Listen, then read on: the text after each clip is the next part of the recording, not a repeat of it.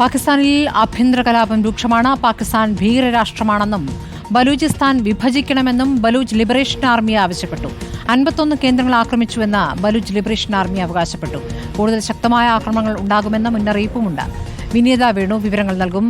വിനീത, ബലൂചിസ്ഥാൻ വിഭജിക്കണമെന്ന ആവശ്യമായി BLA കഴിഞ്ഞ കുറച്ച് ദിവസമായി പ്രക്ഷോഭത്തിലാണ്.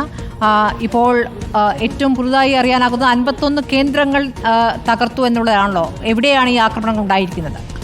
സ്മൃതി, നമുക്കറിയാവുന്ന പോലെ ഇന്ത്യയുടെ ശക്തമായ തിരിച്ചടിക്കിടെ പാകിസ്ഥാൻ നേരിട്ട വലിയ പ്രതിസന്ധി തന്നെയായിരുന്നു ഈ ബലൂച്ച് ലിബറേഷൻ ആർമിയുടെ നേതൃത്വത്തിൽ നടക്കുന്ന ആഭ്യന്തര കലാപം. ഇന്നിപ്പോൾ വന്നിരിക്കുന്ന പ്രധാനപ്പെട്ട ഒരു അപ്ഡേറ്റ് എന്ന് പറയുന്നത് ബലൂച്ച് ലിബറേഷൻ ആർമി തന്നെ കഴിഞ്ഞ ദിവസങ്ങളിൽ തങ്ങൾ നടത്തിയ ആക്രമണത്തിന്റെ വിശദാംശങ്ങൾ എന്ന നിലയ്ക്കാണ് പുറത്തുവിട്ടിരിക്കുന്നത്. 51 ലൊക്കേഷനുകളിലായിട്ടാണ് പാകിസ്ഥാൻ മിലിറ്ററിക്കെതിരെയും പാകിസ്ഥാൻ സൈന്യത്തിനെതിരെയും ഇന്റലിജൻസ് സൈറ്റുകൾക്ക് നേരെയും ആക്രമണം ഉണ്ടായി എന്നുള്ള വിവരങ്ങൾ ബലൂച്ച് ലിബറേഷൻ ആർമി തന്നെ പുറത്തുവിടുന്നത്. ഇതിൽ 71 ലക്ഷ്യങ്ങളാണ് തങ്ങൾ ആക്രമിക്കാൻ പദ്ധതിയിട്ടിരുന്നത്. പക്ഷേ 51 ഇടങ്ങളിലാണ് ആക്രമണം നടത്തിയത് എന്ന് ബലൂച്ച് ലിബറേഷൻ ആർമി പറയുന്നു. പാകിസ്ഥാൻ ഒരു ഭീകര രാഷ്ട്രമാണ് എന്നാണ് ബലൂച്ച് ലിബറേഷൻ ആർമി വിശേഷിപ്പിക്കുന്നത്. മാത്രമല്ല, ബലൂചിസ്ഥാൻ എന്ന തങ്ങളുടെ സ്വാധീനമുള്ള മേഖലകളെല്ലാം ചേർത്ത ഒരു രാഷ്ട്രമായി പ്രഖ്യാപിക്കണമെന്ന ആവശ്യം ഇവർ ഏറെ നാളായി ഉയർത്തുന്നതാണ്. അത് ഈ സംഘർഷാവസ്ഥയ്ക്കിടെ കൂടുതൽ ശക്തമായി ഉയർത്തുകയും ചെയ്യുന്നു. മാത്രമല്ല, ഇന്ത്യക്ക് വലിയ പിന്തുണ നൽകുന്ന രീതിയിൽ തന്നെയാണ് ബലൂച്ച് ലിബറേഷൻ ആർമി നേതാക്കളുടെ പ്രതികരണവും വരുന്നത്. ഈ ഭീകരവാദത്തിനെതിരായ അല്ലെങ്കിൽ പാകിസ്ഥാനെതിരായ പോരാട്ടത്തിൽ ഇന്ത്യയുടെ നിലപാടുകൾക്കൊപ്പം എന്നൊരു പ്രസ്താവന കൂടി വരുന്നുണ്ട്. പക്ഷേ ഏതെങ്കിലും തരത്തിൽ ബലൂച്ച് ലിബറേഷൻ ആർമിയെ സഹായിക്കുന്നില്ല എന്ന് ഇന്ത്യൻ സർക്കാർ നമ്മുടെ കേന്ദ്ര സർക്കാർ നേരത്തെ തന്നെ വ്യക്തമാക്കിയതാണ്.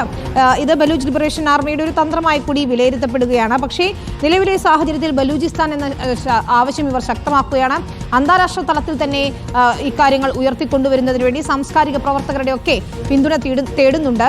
ഇന്ത്യയെ പിന്തുണയ്ക്കുന്നതിലൂടെ ഈ ബലൂച്ച് ലിബറേഷൻ ആർമി ബലൂചിസ്ഥാൻ എന്ന ആവശ്യം ഉയർത്തുമ്പോൾ അതിന് തിരിച്ചൊരു പിന്തുണ കിട്ടുമോ എന്ന് തന്നെയാണ് അവർ ഉറ്റുനോക്കുന്നുണ്ടാവുക. പക്ഷേ മറ്റ് രാജ്യങ്ങളിലും ഇതുപോലെ പിന്തുണ തേടുന്നു എന്നുള്ള വിവരങ്ങൾ കൂടി വരികയാണ്. ഏതായാലും ആഭ്യന്തര കലാപം പാകിസ്ഥാൻ സൈന്യത്തെ വല്ലാണ്ട് വലയ്ക്കുന്നുണ്ട്. കാരണം സൈനിക കേന്ദ്രങ്ങൾക്ക് നേരെയാണ് കൂടുതലും ആക്രമണം ഉണ്ടാകുന്നത്.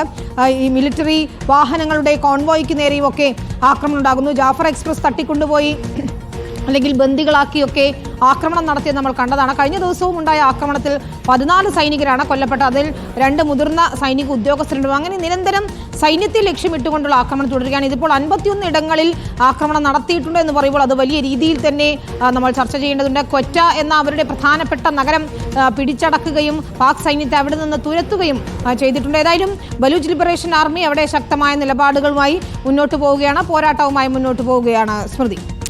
ശരി, വിനീത വേണുവാണ് വിവരങ്ങൾ നൽകിയത്.